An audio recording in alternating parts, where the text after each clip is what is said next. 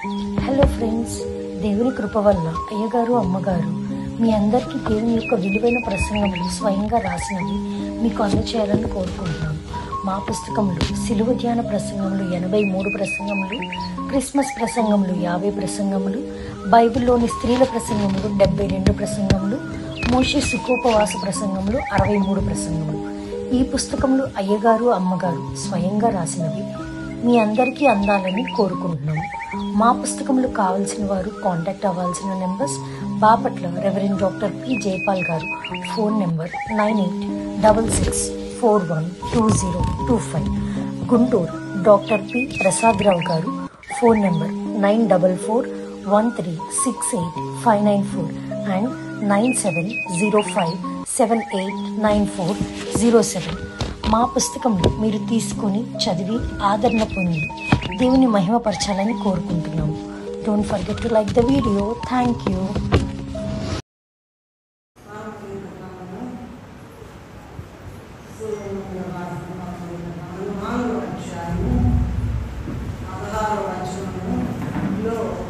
చివరి 2 వచనాలు మాత్రమే చదువుతుంది.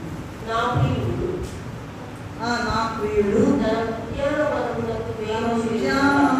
ఏం చేయను కాక ఇష్టమైన ఫలములను అతడు ప్రార్థన చేస్తున్నాం. మమ్మల్ని మిగిలిగా ప్రేమించిన మా తండ్రి, సర్వలోక సృష్టికర్త, సమస్తమునకు ఆధారభూతుడా, సర్వాధికారి, అన్ని లోకములకు అవతల నుండి అందరినీ నడిపిస్తున్న మా తండ్రి, మీ పాదములకు నమస్కారం. మీ మహాకృపను బట్టి, మీ అత్యంత కనికరాన్ని బట్టి, యెషయా 27:3 ప్రకారం ఉన్నట్లుగా ప్రతిదినము నీడిపోయిపోతే మేము జీవించలేము కనుక మాకు ఇదేమో నీళ్లు పోసి ఆయన చెట్టుకి నీళ్లు పోస్తామట. మేము అందరం చెట్లని నీళ్లు పోసి బ్రతికించి ఈ దినము నీ ఇంటికి మమ్మల్ని తోడుకొని వచ్చినందుకు నీకు నమస్కారం. అయ్యా, మీరు అనేక ఫలాలు మీరే ఇచ్చారట. ఆ ఫలాలు ఫలించడానికి చెట్లు దేవా ఆశిస్తూ ఉన్నారు, కాస్తూ ఉన్నాయి. కానీ చివరికి కొన్ని కారు ద్రాక్షలైపోయినాయి. దేవా క్షమించి, నేనెవరూ కూడా, ఈ వాక్యం వినేవారు ఎవరు కూడా కారు ద్రాక్షలు కాకుండా నీకు ఇష్టమైనటువంటి ఫలములు ఫలించే కృప మాకందరికీ దయచేయమని యేసయ్య అతి పరిశుద్ధ నామములో స్తుతించి వేడుకుంటున్నాము తండ్రి. మనం చదువుకున్నటువంటి వాక్య భాగము 2 లైన్లు చదువుకున్నాం. ఒక వచనములో ఉన్నటువంటి 4వ అధ్యాయము 60 గ్రంథము 16వ వచనములో ఉన్న చివరి మాటలు, నా ప్రియుడు తన ఉద్యానవనమునకు వేయించేయును గాక, తనకిష్టమైన ఫలములను అతడు చెప్పండి ఒకసారి, మరొకసారి చెప్పండి. ఫలాలు ఎవరు? అమ్మా, మనమే ఫలించాలి. మరి ఎంతవరకు ఉంటున్నామో తెలీదు. మనం వాక్యంలోకి వెళ్ళాలి.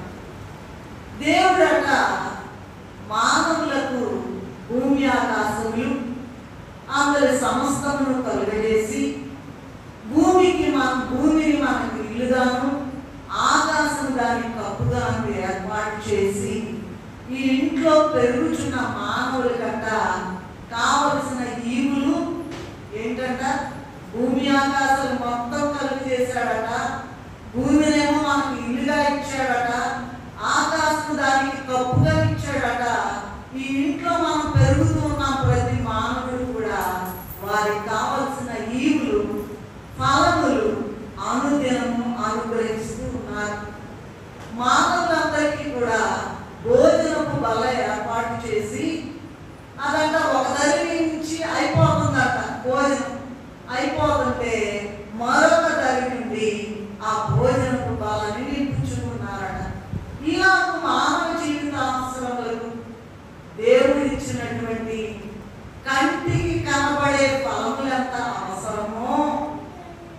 మన కంటికి కనబడని ఆత్మ సంబంధమైన ఫలములు భూలోకంలో సుఖజీవనం చేయడానికి, చివరికి పరలోక రాజ్యములో యుగయుగాలు ప్రభువుతో ఉండుటకు చాలా చాలా అవసరం. మనం తినే కాకుండా ఏం కావాలంటే ఆత్మ సంబంధమైన ఫలములు కావాలని ప్రభువు మనం పుట్టిన దగ్గర నుంచి ఎదురు చూస్తూ ఉన్నారు. మానవులట ఈ ఫలములట మరి ఈ ఇవ్వబడినటువంటి ఫలాలు మానవులు తమ జ్ఞానము బుద్ధిని ఉపయోగించి ఈ ఫలాలను తమ జీవిత యాత్రలో పెంపొందించుకుని వృద్ధి పొందాలట. ఈ ఫలములు ఈ లోకంలో ఈ ఫలములు ఉంటే ఇది చూడండి, ఈ ఫలములు ఉంటే ఈ లోకంలో శరీరము సాధనము లోకమును జయించుటకు మానవునికి ఎంతగానో ఉపయోగపడతాయి. వాటిని ఈ క్రింది విధంగా ధ్యానించు. ఇది మన వాక్య టాపిక్ ఏంటంటే దేవుడిచ్చేటువంటి ఫలములు. ఏంటి ఫలములు? దేవుడిచ్చేటువంటి ఫలములు. వీటిని మన జీవితంలో లోకానికి చూపించు.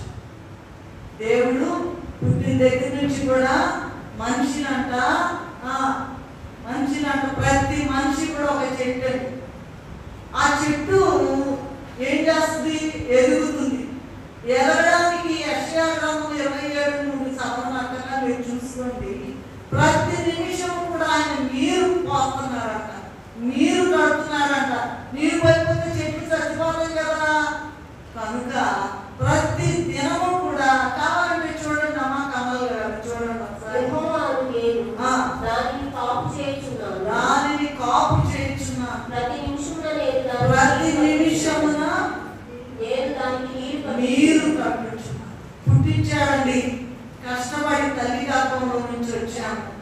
కానీ మనిషి బ్రతకాలంటే యెహోవా లేదా తండ్రి అయిన దేవుడు, కుమారుడైన దేవుడు, పరిశుద్ధాత్మ దేవుడు రోజు నీళ్లు పోకపోతే ఏమైపోతాయమ్మా? నీళ్లు పడిపోతే చెట్లు చచ్చిపోతాయి. మనం ఒక్కొక్కరు ఒక్కొక్క చెట్టు.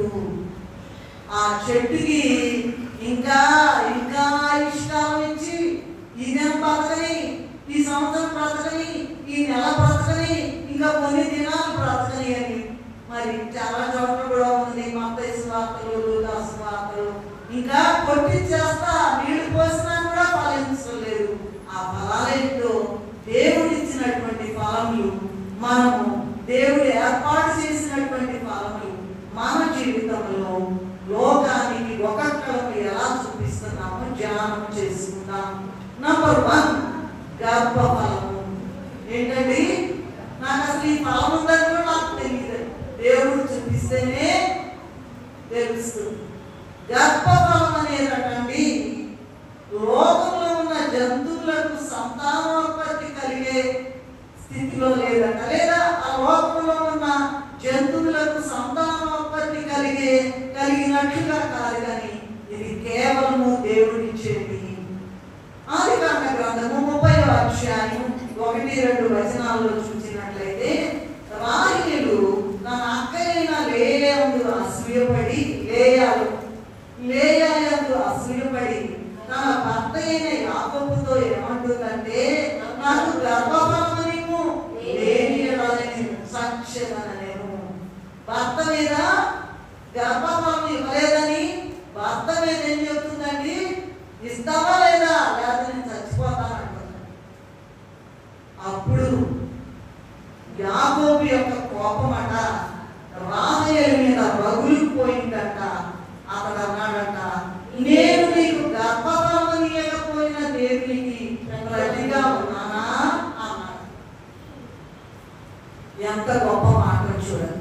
దీవెన పుత్రుడైన యాకోబు దేవుని ఆత్మ ద్వారా కీర్తనలు 127:3 ఉన్నటువంటి మాటలను స్పష్టముగా ఆనాడు రాహేలుకు చెప్పాడు. ఈనాడు మనకు కూడా చెప్తూ ఉన్నాడు. ఏంటన్నమాట? గర్భఫలము ఆయన ఇచ్చు. మనమే అనుకుంటాం ఏముంది, పెళ్ళై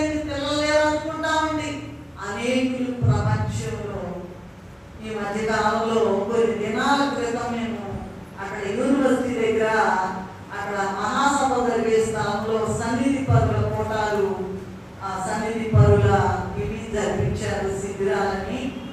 మాట్లాడడానికి నాకు ఇస్తే అయిపోయిన తర్వాత ఒక ఆమె వచ్చి, మరి ఎవరో నాకు తెలియదు కానీ భయంకరంగా ఏడుస్తూ ఉంటుంది. ఏంటమ్మా నీ బాధ ఏంటంటే చెప్పదు. నా కొరకు ప్రార్థన చేయండి అన్నది. ఏంటమ్మా చెప్పదు. ఎంతసేపు చాలా సేపు అయిన తర్వాత నాకు స్వాస్థ్యం కావాలి అంటుంది. ఏం కావాలంట? స్వాస్థ్యం అంటే ఏంటండి? బిడ్డలే, గర్భఫలము ఆనించు బహుమానమే. ద్వితీయోపదేశ కాండము 28:4 ఏముందంటే నీ గర్భఫలము దీవింపబడునని దేవుడు తన ప్రజలకు అక్కడ తెలియజేస్తూ ఉన్నాడు. సో నంబర్ 1 ఫలం ఏంటంటే ఏంటంట? దేవుడు ఇచ్చినటువంటి గర్భఫలాన్ని తలంచుకుని ఆయనకి ఎప్పుడు కూడా దండం పెట్టుకోవాలంట. ఆయన స్తుతించాలంట. ఆయన పట్ల ఇచ్చినందుకు కృతజ్ఞత కలిగి ఉండాలంట. ఆ ఫలమంట, ఈ గర్భఫలాలంట బాగా రుచిగా ఉంటే, తీగా ఉంటే, మధురంగా ఉంటే అందరూ కూడా భలే సంతోషిస్తారంట.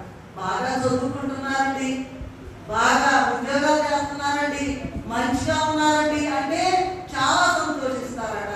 అయితే కొన్ని ఫలాలు ఏమైపోతాయండి? చేదుగా ఉంటాయి. చేదుగా ఉంటాయి. ఆ చేదుగా ఉండేటువంటి ఫలాలను చూసి, అమ్మా ఇంత ఖాళీ ఉంది కదా, ఇటువంటి అమ్మా ఇటువంటి అంత ఖాళీ ఉండాలి, ఇరుకొని కూర్చోవలసిన అవసరం లేదు, ఇంత ఖాళీ ఉంది కదా. సరే, కనుక నంబర్ 1 ఏంటండి?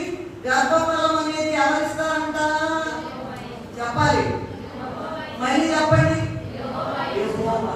ఎప్పుడైనా అయ్యా నా గర్భఫలం ఇచ్చావని స్తుతించావా? ఆయన కొనియాడావా? ఆయనకి కృతజ్ఞత కలిగి ఉన్నావా అనేటువంటి విషయాన్ని దేవుడు అంటారే అడుగుతాడా? నీ గర్భఫలం నిమిత్తము నన్ను ఎప్పుడైనా స్తుతించావా? అది నంబర్ 1 ఫలం. కొన్ని ఫలాలు గురించి మనము ఇదేమో మన వాక్య భాగం ఏంటండి? లేటుగా వచ్చిన వాళ్ళ కొరకు ఏంటండి? దేవుడు మానవులకి ఇచ్చే ఫలములు భూమి మీద వాటినట మనం ఫలించి లోకానికి చూపించాలి. ఇదిగో నా దగ్గర ఫలం ఉంది, ఇదిగో చూడండి, ఏమీ లేకుండా ఎండిపోకుండా ఉండకోకుండా. మరట దేవుడు ఎంతో ప్రయత్నం చేస్తాడట. యెషయా గ్రంథం 27:3 ఉన్నట్లుగా ప్రతిదినము ఆ చెట్టు ఎండిపోకుండా నీళ్లు పోస్తాడట. వస్తే చెట్టు బ్రతుకుతుంది. కనుక నంబర్ 1 ఫలం ఏంటండి? ఏం గర్వంగా ఉంటున్నారు. ఇవ్వలేదా ఎవరికి? నంబర్ 2 రెండవది ఏంటంటే ప్రవర్తన ఫలము. ప్రవర్తన ఫలం సామెతల గ్రంథం 1వ అధ్యాయం 31 చూసినట్లయితే, 1వ అధ్యాయం 31 చూసినట్లయితే, కాబట్టి వారు తమ ప్రవర్తనకు తగిన ఫలము. ఏం ప్రవర్తిస్తున్నావు? ఏమి నీ ప్రవర్తన ఎలా ఉంది? వంకర త్రోవలా లేదా సూటిగా నడుస్తూ ఉన్నావా? క్రమంగా ఉందా నీ నడక? తమ ప్రవర్తనకు తగిన ఫలము అనుభవిస్తారట. ప్రసంగి గ్రంథము 5వ అధ్యాయం 1వ వచనంలో ఏముందండి? నీవు దేవుని మందిరములకు పోవునప్పుడు నీ ప్రవర్తన జాగ్రత్త జాగ్రత్త జాగ్రత్త. ఇక్కడికి వచ్చి ఇది దేవుని ఎవరి కాదు. ఇక్కడికి వచ్చి వాళ్ళ మీద వేళ మీద కారాలు మిరియాలు నూరుకోవడం, దేవుని వైపు చూడాలి. అనేకులకు దేవుడు ఇక్కడ ప్రత్యక్షం అవుతున్నాడు. మీకు తెలుసు, ఏమి తెలియదా అని ఇంత పెద్ద బొట్టు పెట్టుకొని వచ్చింది ఒక 3 సంవత్సరాల క్రితం. ఆమె అందరూ ప్రార్థన చేసుకుంటే ఆమె కూడా ప్రార్థన చేసుకుంటుందట. ఆ కాసేపులోనే ప్రభు దిగి వచ్చేసారంట. ఆమెకేం తెలియదు, యేసు ప్రభు ఎవరో తెలియదు. ఆమె ఏడి కాలేజీలో ప్రొఫెసర్గా పనిచేసిందంట. ఆమె వచ్చి సరే అందరూ ప్రార్థన చేసుకుంటే ఆమె కూడా ప్రార్థన చేసుకుందంట. ప్రభువు ఆకాశం నుండి దిగి వచ్చి ఈ మందిరంలోనే పరిశుద్ధ స్థలంలో దిగి వచ్చి అంగీలో ఉన్నారట. అంగీలో మందిరంలో ఉన్న వారందరూ కూడా అంగీలో ఉన్నారట. ఎంత గొప్ప దర్శనం! అనేక సార్లు ప్రభు కనపడుతూ ఉన్నారు, మాట్లాడుతూ ఉన్నారు. మా నాన్నగారు ఆయన మాణిక్యరావు గారు అనేక సార్లు చెప్పి ఉన్నారు.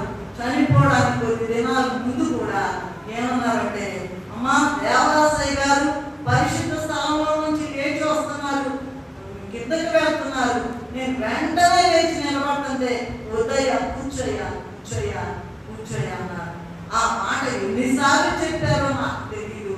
కనుక మరి ఏంటంటే ప్రవర్తన ఫలం అనేటువంటిది మన ప్రవర్తన దేవుని మందిరంలో ఎలా ఉందో చూసుకోవాలి.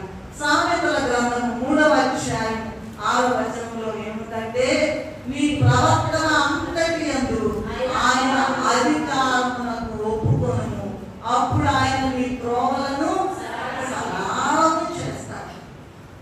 ఏమో ఎలా చేయాలా ఏంటా అని అనుకోకూడదు, కానీ ప్రవర్తన మొత్తం నీ దయయ్యా, నీ చిత్తమయ్యా, నీ కృపయ్యా, నీ కనికరమయ్యా, నీ కటాక్షమయ్యా, నీ ఎవరైతే అయ్యా నీ ఇష్టం జరిపించయ్యా, నేనేమి చేయలేనయ్యా, నాకేం తెలియదయ్యా అని ఎవరైతే ఒప్పుకుంటారో ఆయన లైన్లోకి వస్తారంటండి. స్టెప్ బై స్టెప్ ఈజీగా మరి జీవితాన్ని కొనసాగిస్తారట. అప్పుడు ఆయన నీ త్రోవలను సరళము చేయు. ఈ లోకంలో సత్ప్రవర్తన కలిగిన వారు దేవుని దీవెన పొంది బ్రహ్మాండంగా ప్రజ్వరిల్లుతూ ఉన్నారు. అవి చేతగాని వాళ్ళు ఏంటండి, అవి చేతగాని వాళ్ళు ఏం చేస్తున్నారు? They are shining like anything అంటారు. షైనింగ్ అంట. ఎక్కడికి వెళ్ళినా షైనింగే, ఎక్కడికి వెళ్ళినా షైనింగే, ఎక్కడికి వెళ్ళినా షైనింగే. కనుక దేవుని దీవెన పొంది ఆయనకి ఎవరైతే వారి ప్రవర్తన అప్పు చెప్తారో వారు మరి దేవుని దీవెన పూర్తిగా పొంది ప్రజ్వరిల్లుతూ ఉంటారట. అక్రమమైన ప్రవర్తన కలిగిన వారికి దేవుడు తగిన శిక్ష విధిస్తూ ఉంటారట. యెహెజ్కేలు గ్రంథం ఒకసారి చూసుకుందాం. 7వ అధ్యాయం 4వ వచనం, 7వ అధ్యాయం 9వ వచనం, 7వ అధ్యాయం 27వ వచనంలో చూసినట్లయితే, నేను యెహోవానై ఉన్నానని వారు తెలుసుకున్నట్లు నేను వారి ప్రవర్తన ఫలమును వారి మీదికి రప్పింపబోచున్నాను. ఏంటంట? ప్రవర్తన ఫలము వారి మీదికి రప్పింపబోచున్నారట. మరి మీ ప్రవర్తన ఎలా ఉందో ఒక్కసారి పరిశీలించు. ప్రవర్తన ఫలము ఎలా ఉందో, ప్రవర్తన అనేది కూడా ఫలం అటండి. ఎంత బాగా ఎంత మంచిగా ఉన్నారండి, ఎంత గొప్ప మేనరిజమ్స్ అండి అంటుంటారు. ప్రవర్తన ప్రవర్తన ప్రవర్తన. రెండవది చెప్పండి, ప్రవర్తన ఫలము. తర్వాత ఇంకొక ఫలం చూద్దాము, నోటి ఫలం.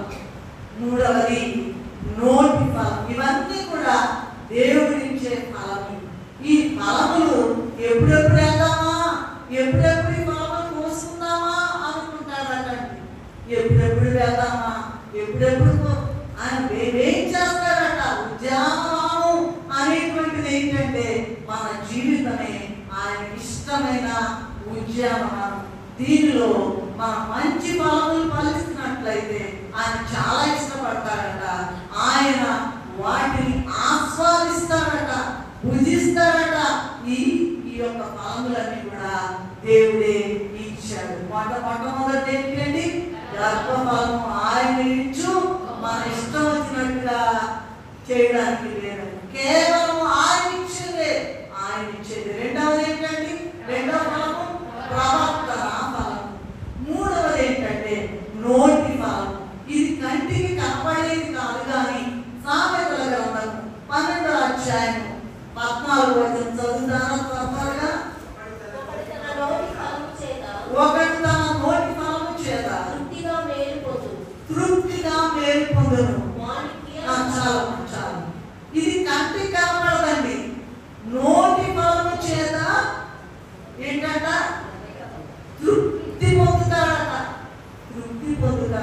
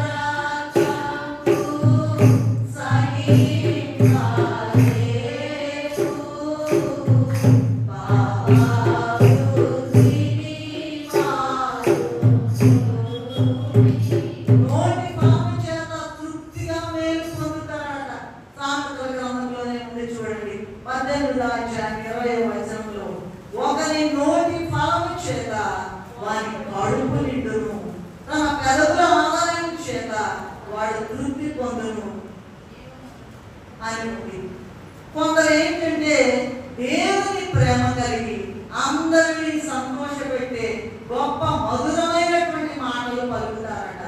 అయితే అబ్బా ఎంత మంచిగా మాట్లాడారండి, ఎంత ప్రేమగా మాట్లాడారండి, ఇంకా ఇంకా వినబుద్ధి అవుతుందండి అంటారంట కొంతమంది మాట్లాడుతుంటే. అయితే మరి కొందరి నాలుకల విషయం ఏమని రాయబడి ఉందంటే, యాకోబు పత్రిక 3వ అధ్యాయం 6 నుండి 8 వరకు చదివినట్లయితే, అగ్ని వలె మండుచు అందరికీ చిచ్చు పెట్టేటువంటి మాటలు మాట్లాడతారంటే చదవగలరా? యాకోబు పత్రిక అగ్ని నాకేంటండి? అగ్ని అంటండి. ఒక్క నిమిషం అమ్మా, కమలా గారు. నాలుగేంటండి? మన అవయవములలో ఉంచబడిన పాపపు ప్రపంచము. ఈ నాలుగునంట ఎవడు కూడా సాగు చేయదాలంట నీ ఇష్టం వచ్చినట్టుగా.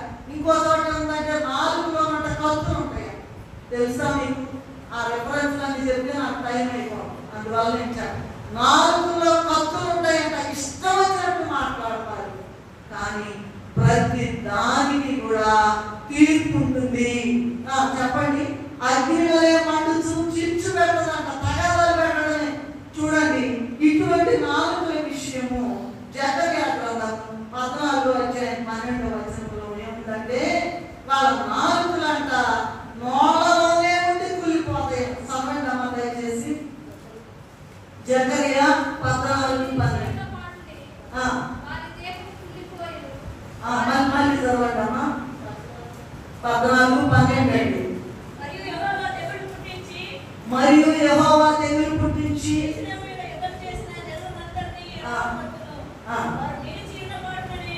నిలిచిన చోటనే దేహములు కుళ్ళిపోవును,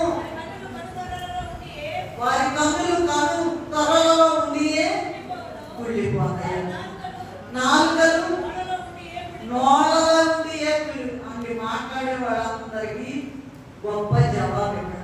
ఇష్టం వచ్చినట్టుగా మాట్లాడి నోరుంది కదా అని పారేసుకోకూడదు.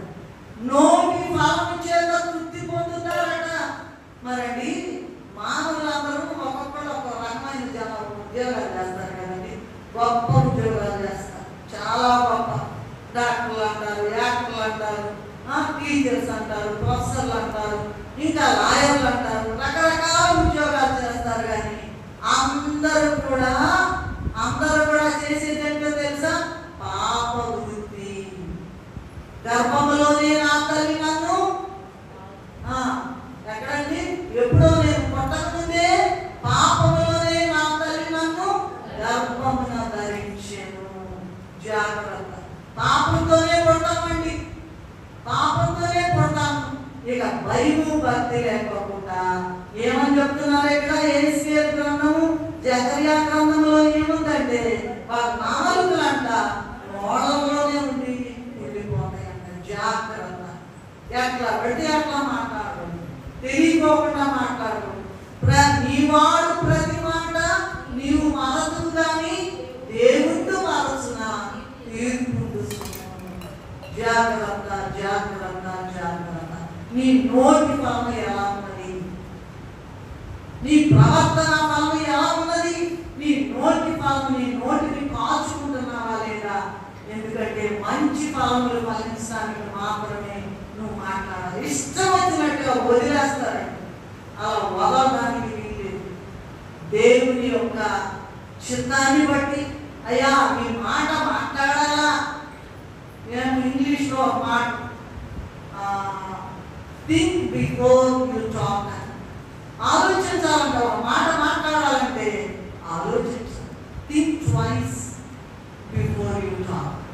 నోటికి ఇష్టం వచ్చినట్టుగా ఏదో మనకు తెలుసు కదా, మనకి బాగా ఉంది కదా, ఏముందంట స్వాతంత్రం ఇచ్చాడంట, నీకు ఇష్టం వచ్చినట్టుగా మాట్లాడు. ఓ మానవుండా ఈ గతి ఏ మౌనో తెలియునా.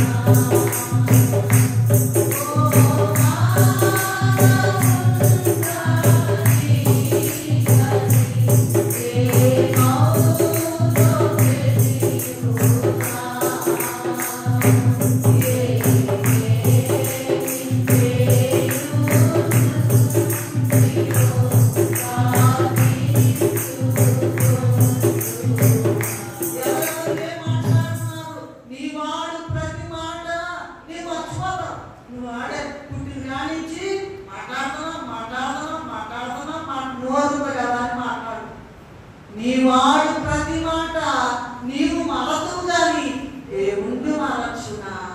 ఏ మాట మాట్లాడితే అక్కడ రికార్డ్ అయిపోద్ది. జైపాలయ్య గారు దాకేం చెబుతారంటే మా పిల్లలిద్దరికి, ఒరే జాగ్రత్తరా, ఇష్టం వచ్చినట్టు మాట్లాడరా, అక్కడ నీకు మార్కులు తగ్గిపోతాయి, జాగ్రత్త. ఇష్టం వచ్చినట్టు మాట్లాడు, నోరు పాడేసుకోవద్దు, అనవసరంగా మాట్లాడద్దు, అక్కడ నీకు మార్కులు తగ్గిపోతాయి. అప్పుడు ఆపుతారు. ఓ తెలుసు కదా అని మాట్లాడుతుంటారు, అయితే మార్పులు తగ్గిపోతాయి, జాగ్రత్త.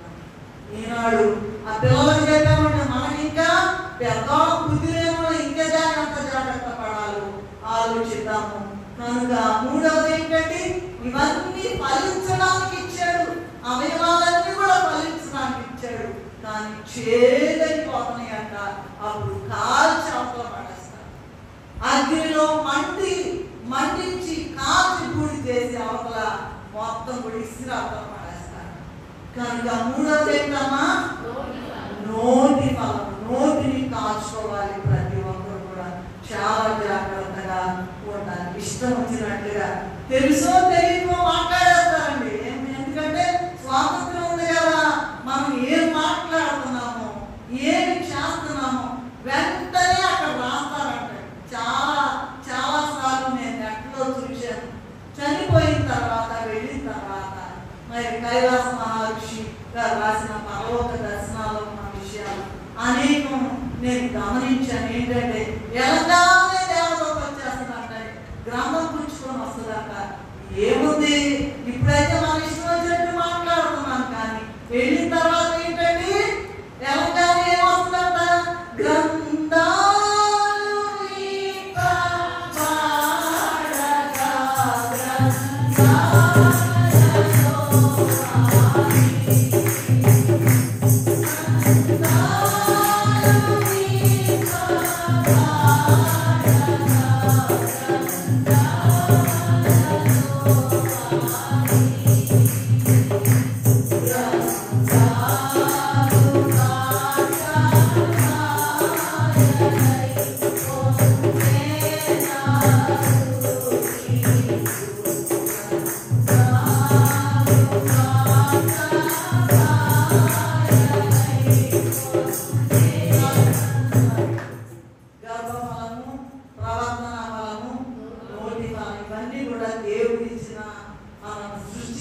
మనిషికి ప్రతి ఒక్కరు కూడా ఫలాలు ఫలించాలట.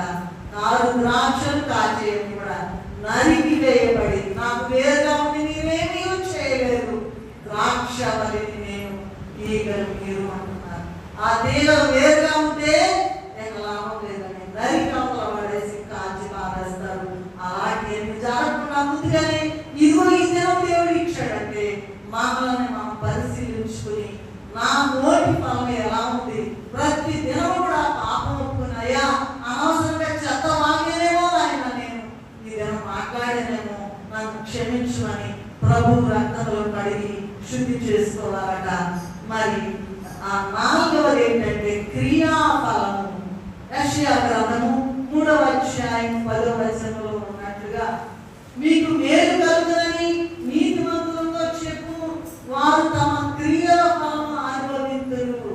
ఏంటంటే తమ క్రియలు ఏం చేస్తున్నారో ప్రకటన గ్రంథంలో ఏముందంటే 14వ అధ్యాయం 13వ వచనంలో, పరలోకానికి ఒక మనిషి చనిపోతాడు అనుకోండి, ఇప్పుడు నిమిషం కూడా పట్టట్లేదు రావట్లా, నిద్రలోనే చచ్చిపోతున్నారు.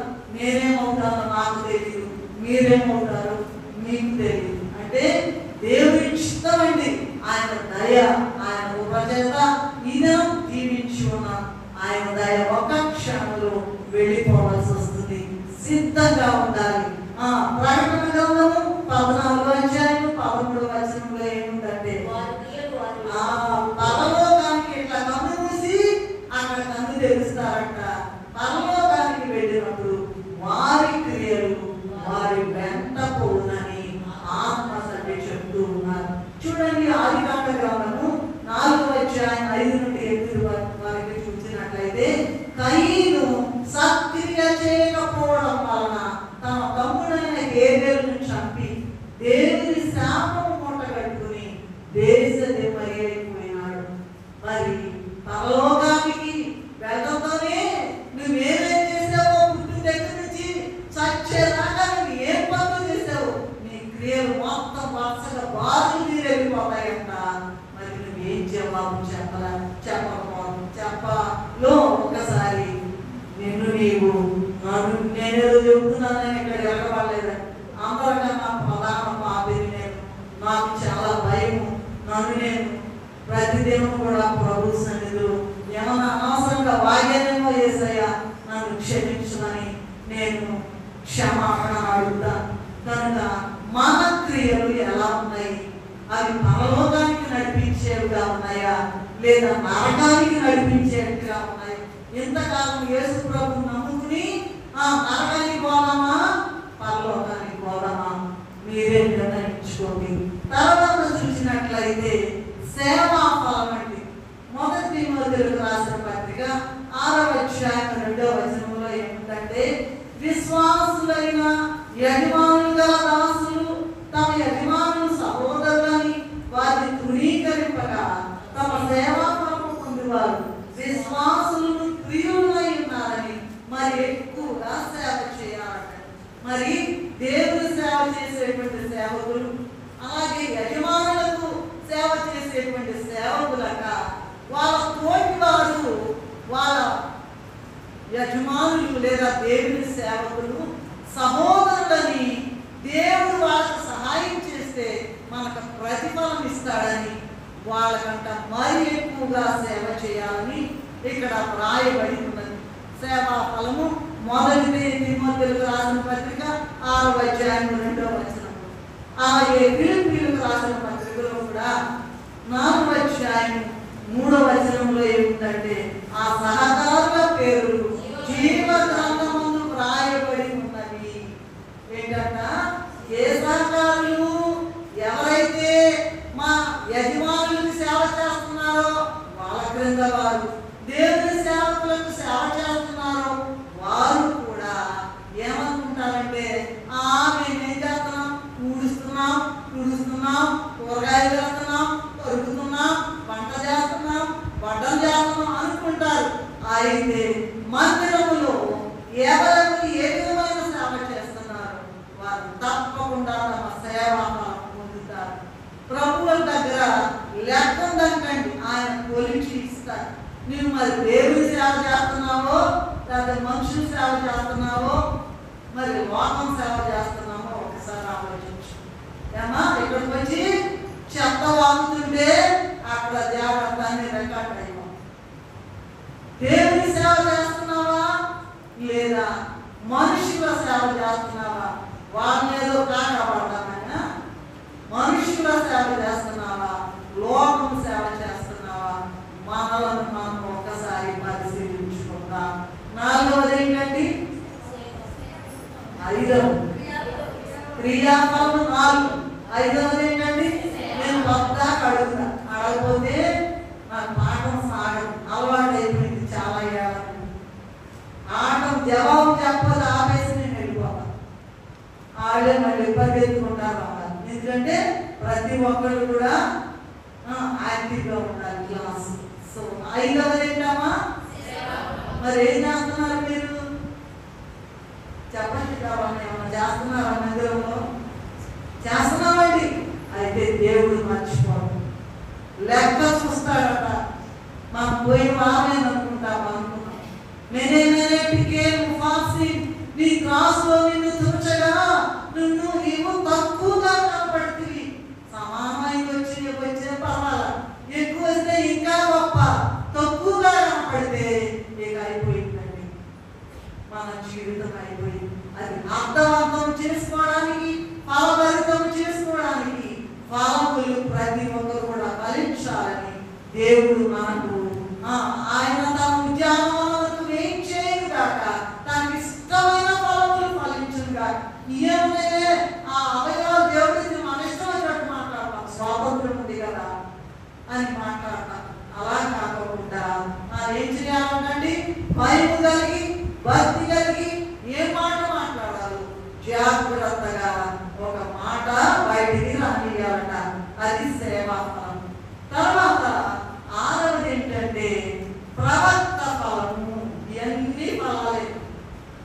ఒకటి మనం రాత్రి మనం వేసి ఇవి కాదండి. ప్రవక్త ఫలము మొదటి 2వ రాజుల గ్రంథము 4వ అధ్యాయము 8 నుండి 37 వరకు చదువుతున్నట్లయితే ఇక్కడ ఒక గమనురాలు కనబడుతూ ఉన్నది. షునేమీరాలు లేదా షునేము పట్టణస్థురాలు ప్రవక్త అయిన ఎలీషా కంట తన ఇంట్లో ఆతిథ్యం ఇవ్వడానికి గొప్ప ఏర్పాట్లు చేసిందంట. ఏం చేసిందండి? గది కట్టించిందంట. చెప్పండి. బల్లంట, పీటంట, ఇంకా దీపస్తంభం అంట, మంచం అంట, ఇవన్నీ ఇచ్చిందంట. ఆమెకేం బట్టి ఆయన తెలియదు. దేవుని సేవకుడు, దేవుని ప్రవక్త అని చెప్పి ఆమె ఏర్పాట్లు చేసినందువలన ఆమె సేవను బట్టి ఆమె అడగలేదండి. ఆ కుమారుడు అనేటువంటి గొప్ప ఫలం పొందుతారు. దేవుని సేవకుడైన ప్రవక్త అయిన ఎలీషా గారికి గది కట్టించి, దేవుడి నుంచి మంచం వేసి, బల్ల, పీట ఇవన్నీ కూడా పెట్టినందువలన ఆకేం పని పడలేదా ఏమో మరి, అంత గొప్ప ఏర్పాటు. ఆయన ఆ భర్త ముసలోడండి, కుదరదండి అంటే ఇదిగో మళ్ళా ఈ వేటికి మళ్ళా అని యొక్క కౌగిట కుమారుడు ఉంటుందని చెప్పాడు. ఎన్నిసార్లు అడిగినా నాకేం తప్పు లేదని అంటుంది. ఆ గేహజీ చెప్పాడు. గేహజీ చెప్పడం వలన సరేనన్నాడు. ఆ గొప్ప ఫలం కుమారుడు అనేటువంటి ఫలం పొందుతుంది. అంతేకాకుండా ఆ కుమారుడు అంట కొద్ది కాలమైనాక చనిపోయాడు. మరలా ఆ 37 వరకు చదివితే మొత్తం స్టోరీ ఉంటుంది. అవన్నీ చదివితే నాకు టైం లేదు కనుక 4వ అధ్యాయం 2వ రాజులు 8 నుంచి 37 వరకు పూర్తిగా ఇంటికి వెళ్ళిన తర్వాత చదువు. ఆ కుమారుడట పొలానికి వెళ్ళి చనిపోయాడట. మరలా ఆ ప్రవక్త ద్వారా బ్రతికించుకుని మళ్ళా ప్రవక్త ఫలాన్ని పొందింది. ఎంత గొప్ప విషయం అండి. ఆ ప్రవక్తకి, దేవుని సేవకునికి, దేవుని ప్రవక్తకి సహాయం చేయడం వల్ల ఏమైందండి? కుమారుడు అసలు ఇంపాసిబుల్, కుదరదు అయినా కూడా కుమారుడు దేవుని మాట, దేవుని ప్రవక్త మాట అన్నాడంటే ఖచ్చితంగా కుమారుడు కళ్ళు దాకా వచ్చేసాడు. 2వసారి ఏమైందండి? చనిపోయాడు. మళ్ళా వెళ్ళిపోయి ఆ గేహజీకి ఏమి ఇచ్చాడంట? ఒక దండం ఇచ్చి తీసుకెళ్ళి పెట్టాయా తెలుస్తాడన్నాడు.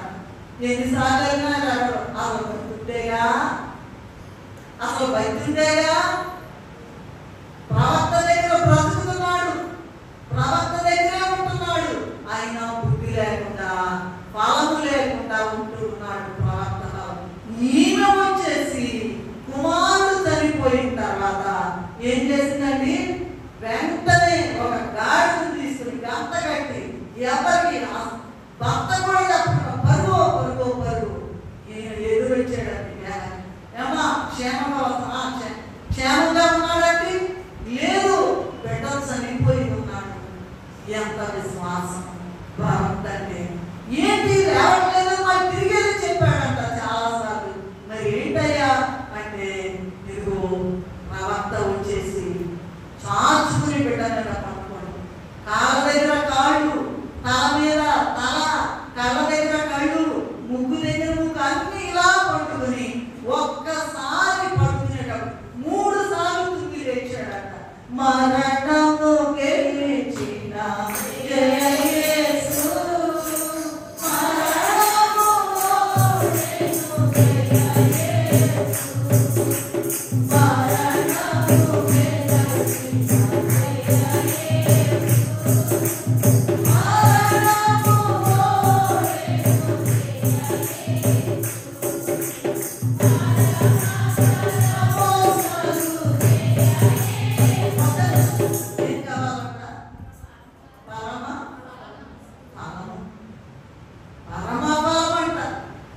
చచ్చినా కూడా దేవుడు లేపుతాడు.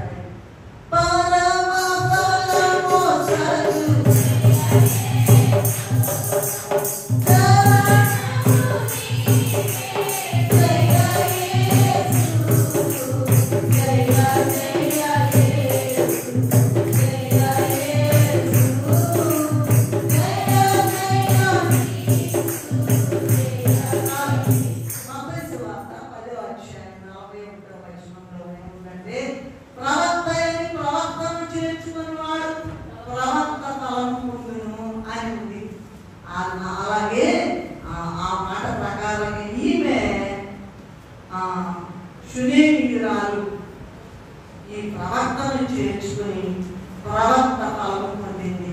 మరి నీవు ప్రవక్తలైన ఆయన సేవకులను చేర్చుకుని వారికి శునేమిరాల్లాగా సేవ చేస్తున్నాము. ఇవాళ ఒక మాట నాకు తెలీదు.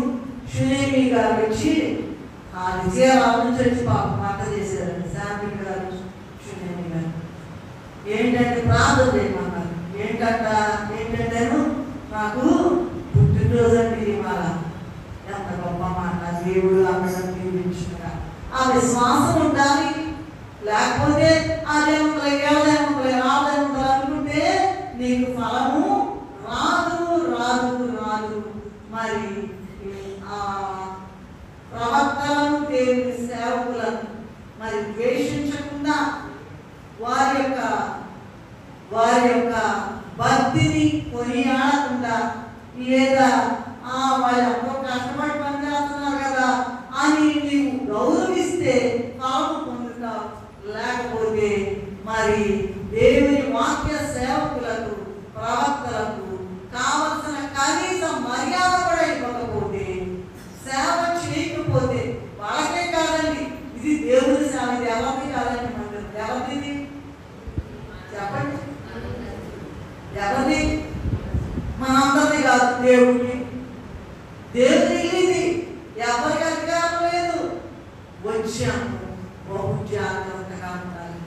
ప్రతి దాంట్లో పడి ఫలాలు పొందాలంటే ప్రతి ఫలము కూడా మనం పొందుకోవాలి. అది ఆలోచించండి. 8వ చూసినట్లయితే చందా ఫలము. ఏంటది? చందా ఫలం. రోమీయులకు రాసిన పత్రిక 15వ అధ్యాయం 26-28 వరకు చూసినట్లయితే మాసిదోనియా పౌలు గారు రాశారు కదా, వాళ్ళకి రాస్తూ ఉన్నారు. రోమీయులు మాసిదోనియా దగ్గరికి వెళ్ళినప్పుడు వీళ్ళు అకయ వారంట యెరూషలేములో ఉన్న పరిశుద్ధులలో బీదలైన వారి నిమిత్తం కొంత సొమ్ము చందా వేయని ఇష్టపడి ఈ పనిని ముగించి ఈ ఫలమును వారికి అప్పగించి నేను అంటే రోమీయుల దగ్గరికి మీ యొద్దకు వస్తున్నానని పౌలు గారు చెప్తూ ఉన్నారు.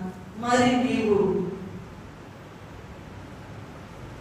మామూలుగా లోకంలో ఏమంటారంటే మానవ సేవే మాధవ, పేదవారికి అర్పించువాడు. చెప్పండి, యెహోవాకు అర్పించువాడు. ఏమా? యెహోవాకు అర్పించువాడు. ఆయన ఇస్తాడంట, ఆయన ఇస్తాడంట, ఆయన ఇస్తాడు. మరి నీవు తగిన రీతిగా దేవునికి కాదు. ఎప్పుడు నేను ఇట్లాంటి మాటలు చెప్పలేదు. ఫలంలో వచ్చింది. దేవునికి తగిన రీతిగా ఇచ్చి చందా ఫలము పొందుచుకున్నావా లేదా? మలాకి 3వ అధ్యాయం 8వ వచనంలో ఏమిటంటే దేవుని సొమ్ము దేవునికి ఇవ్వకుండా దొంగిల్చున్నారని ఉందండి. ప్రభు అడుగుతా ఉన్నారు, దొంగిల్చున్నారా మీరు? దశమ భాగం ఇవ్వకుండా. అది దేవుని సొమ్ము, అది దేవుని సొమ్ము. మేము అనుకోవచ్చు, అయ్యగారు వాళ్ళ అమ్మగారు మహిమనారాయణ గారు అంట చందా పడుతుంటే ఆవిడ చాలా భక్తిపరురాలండి. నడుస్తూనే గొప్ప దర్శనాలు వస్తాయి. ఒకరోజు ఇలా అనుకున్నారంట, ఏమనంటే మా ఇంట్లోకి వచ్చేది ఏంటంట, మా ఇంట్లోకి డబ్బులు వచ్చేది. ఎందుకంటే మా మామయ్య గారు ఆస్టర్ గారు కనుక, రెవరెండ్ ఐటోసయ్య గారు కనుక మా ఇంట్లోకి వచ్చేది. అయిపోతే ఏమైతే ముగింపు ప్రార్థన చేసే లోపల ఇవన్నీ కూడా మహాసభలో లక్షల మందిలో పిలిచి ఆ అమ్మగారిని సాక్ష్యం చెప్పించారు. సెల్వరాజయ్య గారు, మిగతా ప్రెసిడెంట్లు బిఏఐ గారు, ఈసమేలయ్య గారు, ఆయన పేరేంటి జానయ్య గారు, వీళ్ళంతా కూడా సాక్ష్యం చెప్పించారు. చదువుకోలే పాపం ఆమె, కానీ దేవుడు పొద్దాక కనపడి మాట్లాడతారు. ముగింపు ప్రార్థన చేసే లోపల 4 దేవదూతలు వచ్చేసారట. ఆ 4 చెక్కులు పట్టుకున్నారట, పైకి వెళ్ళిపోయారట. పెద్ద రాసు అయిపోయిందంట, పైకి వెళ్ళిపోయారట. అవ్వగానే భయంకరంగా ఏడ్చారట. అంటే తన దగ్గర డబ్బులు ఉండవంట, అయ్యగారి దగ్గర తీసుకోవాలి. అయ్యో అయ్యో అయ్యో, మా ఇంట్లోకి వస్తాయి అనుకున్నానే. 4 దేవదూతలు వచ్చి లెక్క ప్రకారం ఆ 4 గంట వచ్చినాయి కొంచెమే కానీ అవి పెద్ద రాసులైపోయి పైకి తీసుకెళ్ళిపోయారట. కనుక మనం ఇచ్చే కానుక అది చిన్నదైనా పెద్దదైనా, అదిగో పేద విధవరాలు 2 కాసులు లక్షలు వేసిన వారు కూడా ఉన్నారంట. అది లెక్క కాదు. తన జీవనమంతయు వేసిన అని ఉంటాయి. జీవనమాత మళ్ళీ ఇప్పుడు వేస్తే నాకు ఎట్లా, నేను బ్రతికేది ఎట్లా అనుకోలేదంట. అట్లాగా చందా ఫలము పొందుకోండి. దేవునికి ఇవ్వకుండా దేవునికి ఎంత ఇవ్వాలో అంత ఇవ్వండి. ఓకే, నెక్స్ట్ 8వది ఏంటంటే, అంతే కదండి, 8ఏనా? ఇప్పుడు 7వది చెప్పుకున్నాం సంతాపము. 8వది ఏంటంటే ఆత్మ ఫలములు. గలతీయులకు రాసిన పత్రిక 5వ అధ్యాయం 22వ వచనం చదువుకుందాము. గలతీయులకు రాసిన పత్రిక 5వ అధ్యాయం. ఆత్మఫలమేమనగా ప్రేమ, సంతోషము, సమాధానం, దీర్ఘశాంతము, దయాళుత్వము, మంచితనము, విశ్వాసము, సాత్వికము, ఆశానిగ్రహము, ఇట్టి వాటికి ఏంటంటే ఆత్మఫలాలు ఏంటంటే ప్రేమగా ఒకడుతమా మొత్తాన్ని, శరీరాన్ని మొత్తాన్ని కూడా కావడానికి కాల్చడానికి ఇచ్చినా కూడా ప్రేమ లేకపోతే వ్యర్థుడను. ఏం లేకపోయినా సరే పర్వాలి, ప్రేమ లేకపోతే వ్యర్థుడను. కనుక ఇక్కడ ప్రేమ ఇవన్నీ ఉన్నాయా లేదా మనలో ఒకసారి మనము పరిశీలించుకోవాల్సి ఉన్నది. ప్రేమ, సంతోషము, సమాధానము, దీర్ఘశాంతం, దయాళుత్వం, మంచితనము, విశ్వాసము, సాత్వికము, ఆశా నిగ్రహము, ఇవన్నీ కూడా ఆత్మ ఫలములు. చూసి తీరాలా కొనుక్కోవాలి. ఎంతైనా 60,000 1,00,000. అది ఆశని చంపుకుని దేవాన్ని చిత్తమైతే నాకు దయచేయి, అది ఎంతైనా మనకు ఆశ. దేవాన్ని లేదంటే నోరు మూసుకుని వెంట రావడం. ఆశ నిగ్రహం. చూసి ఎలా కావాలంటే ఇంతకన్నా గొప్పవి పరలోకంలో మనం చూడవన్నీ కూడా దృశ్యమైనవి అనిత్యము, అదృశ్యమైనవి నిత్యము.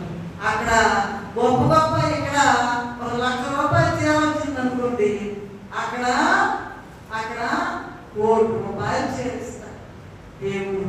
అది ఆత్మ ఫలములు అంటే. అయితే ఆశ నిగ్రహం ఉండాలి మీకు. నిగ్రహం చంపుకోవాలి. నా ఇష్టాన్ని, నా ఇష్టాన్ని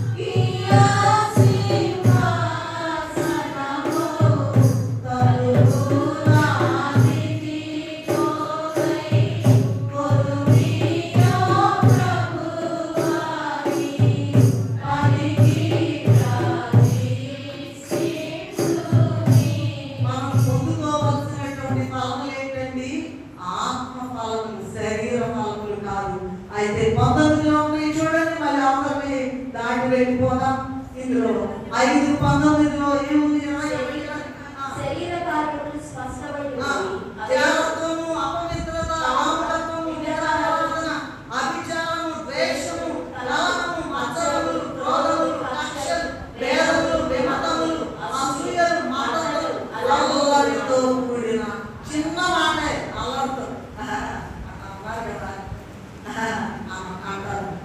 అది కూడా రికార్డ్ అయిపోవాలి. చూసావా అది ఎట్లా చేశారు, చూసావా వాళ్ళు అట్లా చేశారు, చూసావా ఆయన ఎట్లా చేశారు చూసి నీకెందుకు? తీర్పునిచ్చే దేవుడు పై ఉన్నాడండి. అల్లరితో కూడిన ఆటపాటలు ప్రతిదీ కూడా జాగ్రత్తగా నోటిని కాల్చుకోవాలి. అది ఈ శరీర కార్యములు అక్కర్లేదు కానీ ఆత్మ ఫలములు ఫలించాలి. ఇది 8వ ఫలము. 9వది ఏంటంటే వెలుగు ఫలం. ఎఫెసీయులకు రాసిన పత్రిక 5వ అధ్యాయము 9వ వచనంలో ఉన్నట్లుగా వెలుగు ఫలము సమస్త విధములైన మంచితనము, నీతి, సత్యము నీలో కనబడుచున్నాయా? ఒకవేళ లేకపోయినట్లయితే నీవు చీకట్లో ఉండి ప్రమాదకరమైన ఫలములు అనుభవించవలసి వస్తుంది. కనుక ఆత్మ ఫలములు ఉన్నాయా నీలో? వెలుగు ఫలం ఉన్నదా? ఒక్కసారి పరిశీలించుకోండి.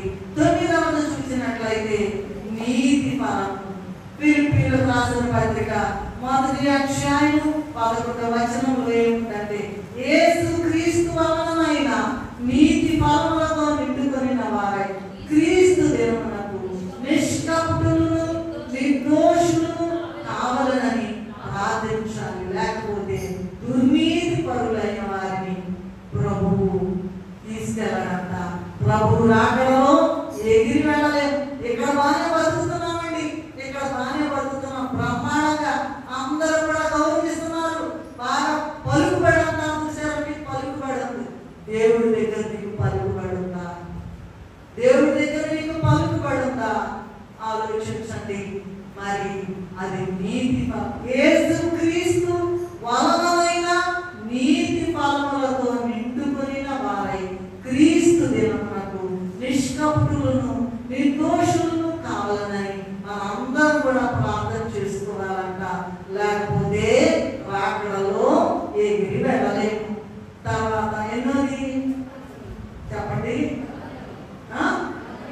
ఎన్నో రాకలేదా? ఎన్నోది? 10. ఇప్పుడు ఎన్నోది? 11వది. 11వది ఏంటంటే వాగ్దాన ఫలము. వాగ్దాన ఫలం పరిశుద్ధ గ్రంథంలో 75వ పాఠం ఒకసారి తీయండమ్మా.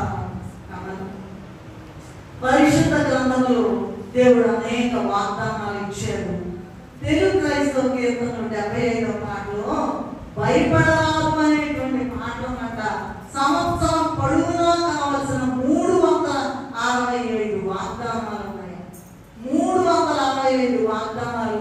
భయపడరాదు క్రీస్తు, భయపడరాదు క్రీస్తు విశ్వాసి, భయపడి దిగులు పడరాదు సుఖి, భయపడు ఎందుకు భయపెడునందున రయమగువాగా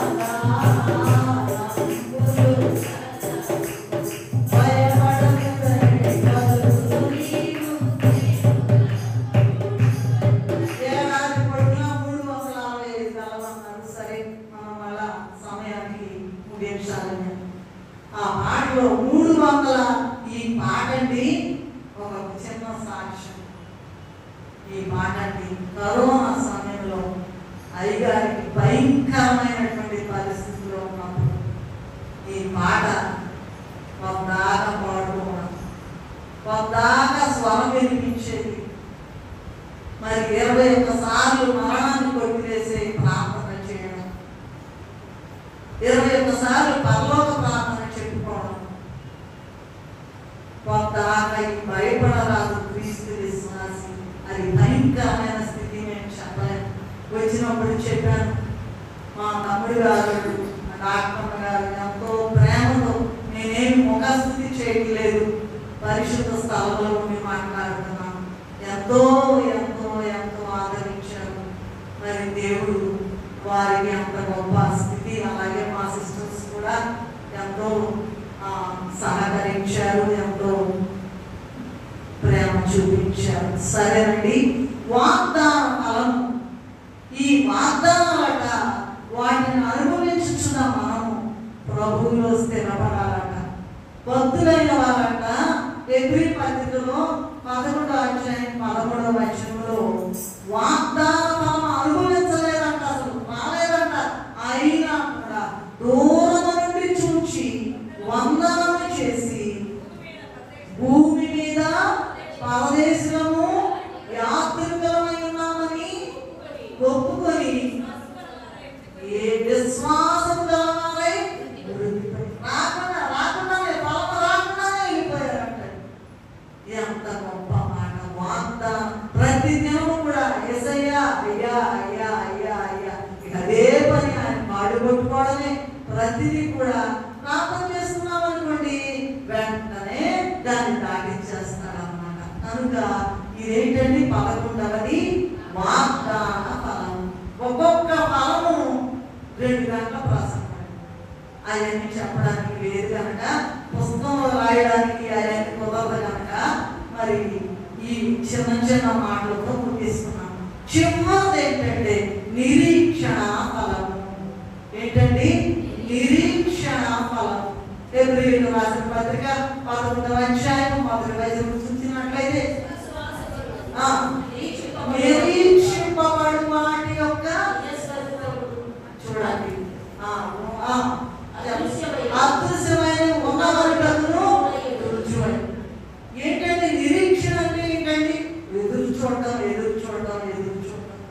చదువులో సీట్ వస్తుందా రాదా, పెళ్ళి అవుతుందా లేదా, పిల్లలు కొడతారా లేదా, ఇల్లు వస్తుంది. ఇదే కదండి తెల్లారేసి మనుషులు కావాల్సింది. ఉద్యోగం వస్తుందా రాదా, నా రోగ తగ్గుతా లేదా, నేను చస్తానా బతుకుతాను, ఇవే కదండి భయాలు. అయితే నిరీక్షణ నిరీక్షించి నిరీక్షించి మనం బతుకుతున్నామంటే ఏమి ఎదురు చూస్తున్నామండి? ఏమి ఎదురు చూస్తున్నాం చెప్పండి? ఎన్నో పరీక్షలు విశ్వాస యాత్రలో వస్తాయట. వాటన్నింటినీ కూడా దాటించి చివరకు నూతన యెరూషలేములో ప్రభు అట రాజులుగా యాజకులుగా ఆయన శిష్యులు అడిగారండి, అయ్యా మేము ఇలా వాళ్ళు భయంకరంగా హతం చేశారు. శిష్యులందరూ కూడా భయంకరమైన మరణం పొందారు, హతసాక్షులు అయిపోయారు. అడిగారంట, అయ్యా మేము ఎంత వదిలేసుకుని వచ్చాం కదా నీ పని కొరకు, ఏముందయ్యా మాకంటే? అలా కాదు అలా కాదు అలా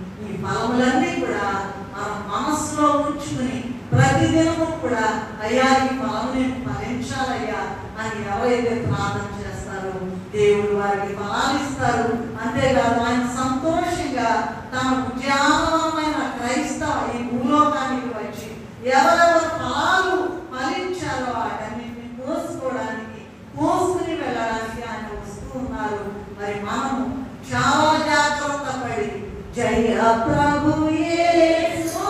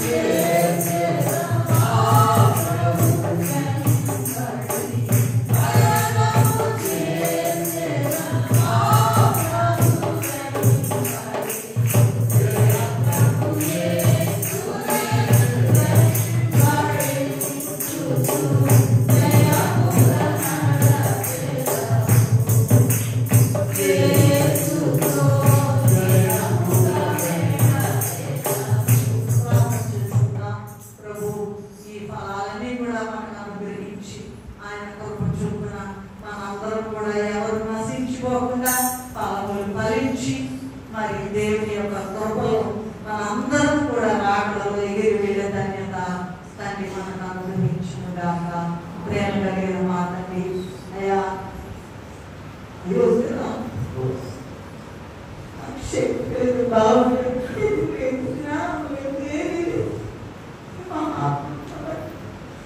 మీరేనంటే మేము అసలు ఏమి చదువుకోవడానికి కూడా ధ్యానం చేయడానికి కూడా సమయం లేదు.